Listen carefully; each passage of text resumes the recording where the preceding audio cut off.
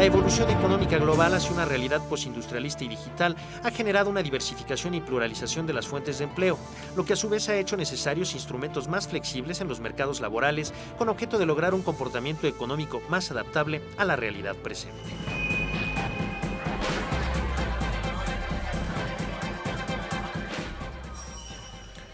Si la Ley Federal del Trabajo lleva efectivamente en vigor 41 años y el mundo ha cambiado tanto y la ley no se ha enterado que el mundo ha cambiado, pensaría uno que es un terreno muy difícil políticamente en este país para movilizar cualquier cosa. Y estaría un poco el enfoque gradualista de ir poco a poco avanzando, tener un cronograma de cómo llevar a México a la meta final o dar una gran sacudida, ¿no? Lo que podríamos llamar el enfoque del judo o el enfoque del karate, ¿no? Yo advierto que tú más bien has sido karateca, ¿no? Vamos a moverlo así, y no solo en ese sentido, sino de enfrentar a los grupos políticos que se han estado oponiendo a esto. Yo me pregunto si te pregunto más bien si hay un ambiente político propicio o no, antes de que ya las campañas estén a pleno vuelo el próximo año, para que este tema tan delicado, para que la gente pueda tener más trabajo, francamente, que eso es algo importantísimo, se puede todavía destrabar de aquí al mes que estamos hablando de febrero del año que viene. ¿Hay posibilidades de encontrar un consenso? Los exhibes, ahora dices cosas, ¿no? Lo que ha estado pasando ahí tras bambalinas, quién entorpeció, ¿no? Todo eso. Pero ¿cómo llegar, cómo ser lo más eficaz posible para que esto realmente se convierta en una realidad, una política de Estado mexicano? Mira, se hizo todo lo posible por ya lograr más o menos estos acuerdos mínimos de lo que sí debiera contener una reforma laboral. Y a pesar de que mucho del contenido que nosotros teníamos como Partido de Acción Nacional y Gobierno ya no viene recogido en la del PRI, dijimos, no importa, lo que estás planteando es más que suficiente, está muy bien y nos conformamos, por así decirlo, pero porque es un paso adelante en el sentido correcto. Ahí se hizo el judo. Ahí fueron negociaciones como son unas por otras, como te comento, a un lado transparencia y democracia sindical, que para nosotros era un tema fundamental, y sin embargo sabemos que al final eso no es lo que le da de comer a la gente. Entonces dijimos, vamos a facilitarle a los jóvenes y a las mujeres sobre todo su trabajo. Y es una pena porque les dejas unos caciques ahí que manejen un consorcio, pero precisamente, entonces, ¿cómo es posible que en 41 años esto no cambie? Por los intereses creados. O sea, un poco la lógica. Y los miedos políticos de tocar esos intereses. Entonces, pues son estos supuestos equilibrios, los balances, el ruido, el famoso timing político. Si eso fuera, nunca haríamos nada, hombre. Entonces, es una pena, porque lo que está en juego es mucho más grave. Mira, si hay una desaceleración de la economía de los Estados Unidos, significa que la mayoría de nuestros productos que nosotros elaboramos para exportarlos no van a tener un mercado. Entonces, que las cosas que importamos de ellos tampoco van a estar viniendo. Que 8 de 10 turistas que vienen de Estados Unidos y Canadá tampoco van a venir. O sea, al menos no en el ritmo que necesitamos. Y esta incertidumbre de los mercados financieros, bursátil, cambiario, ¿cuál es la señal, la luz amarilla, ámbar, anaranjada que nos están dando desde el mundo? Pónganse abusados en México, porque si bien hicieron su tarea adecuadamente en el 2009, le dieron estabilidad financiera, no perdieron tantos empleos como nosotros, y hay crecimiento, y están generando algunos trabajos también. Ojo, si ustedes no activan sus motores de la economía interna, del mercado interno, no va a haber forma de que compensen la caída de lo que viene de afuera.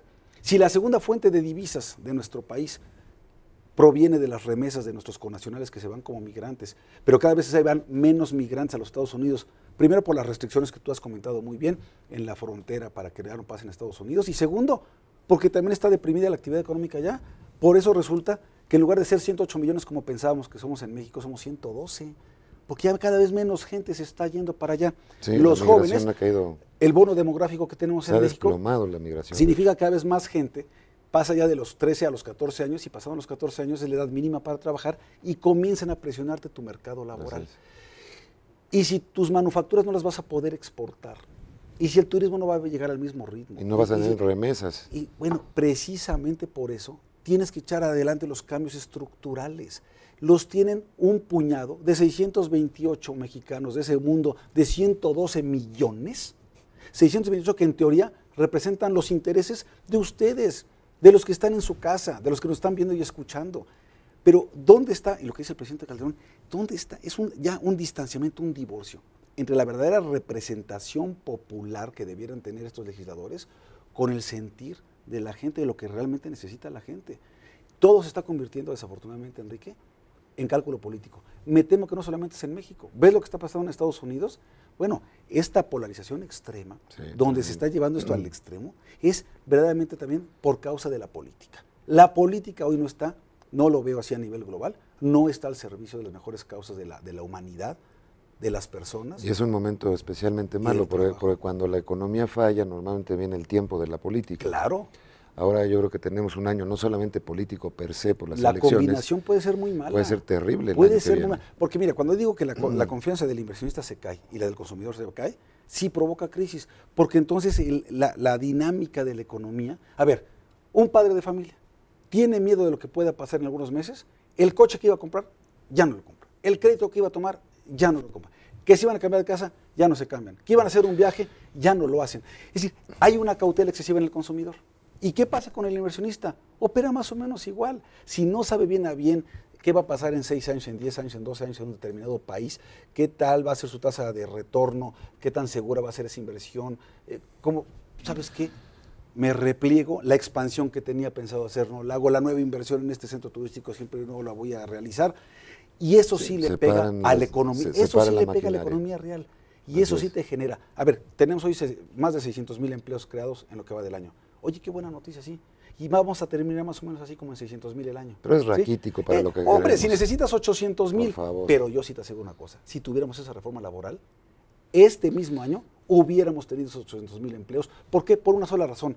La gente que está en la economía informal, sería muy fácil pasar a la formalidad, ¿sí? Y eso significa, eso sí es trabajo decente, porque es con prestaciones, con capacitación y sobre todo con seguro social. El país me recuerda mucho la parábola de Gulliver, ¿no? Del gran gigante, que es nuestro México, agarrado con unos hilitos, pero por cientos de pequeños enanos que interrumpen la posibilidad de que se levante el gigante. Es correcto. Y así lo tenemos, creo que amaniatado. El país, cada vez que tengo un diálogo como en este programa, en otros sitios, me recuerda mucho que la verdad que las amarras y los lastres que tiene el país, simplemente quitarlos.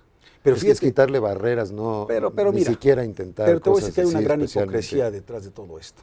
Porque tú puedes tener en esta mesa a quienes se han opuesto a este tema. ¿Y qué tal son en los foros? ¿Qué tal son en las mesas redondas, en los programas de televisión? Sí todo el mundo, no, una gran disposición y por eso México, y nos parece importantísimo, y ya verán. ¿Cuál? A la hora que llegan a sus despachos, a la hora que están en la tribuna, que están en el salón de plenos, en las comisiones, hacen exactamente lo contrario de lo que vienen a decir en estas mesas. Por el cálculo político. Por el cálculo político. Así es. Pero diga, ya basta. Digamos, nosotros ya nos vamos a ir el próximo año, es decir, yo voy a dejarse de sector del trabajo. No es un tema, antes decían que yo traía lo de la reforma laboral como una bandera, una plataforma política por una candidatura a la presidencia. Yo ya dije hace mucho tiempo que ya no voy para esa y sigo insistiendo con el mismo vigor por el tema. ¿Por qué?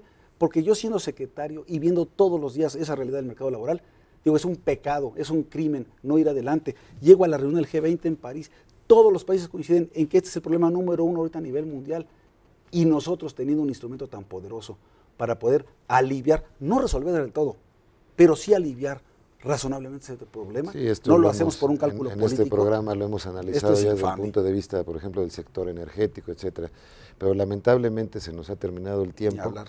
Ya sabroso que está esto. Corre rápido esto, Javier. De verdad, muchísimas gracias por estar en este programa. Es tu casa cuando quieras venir.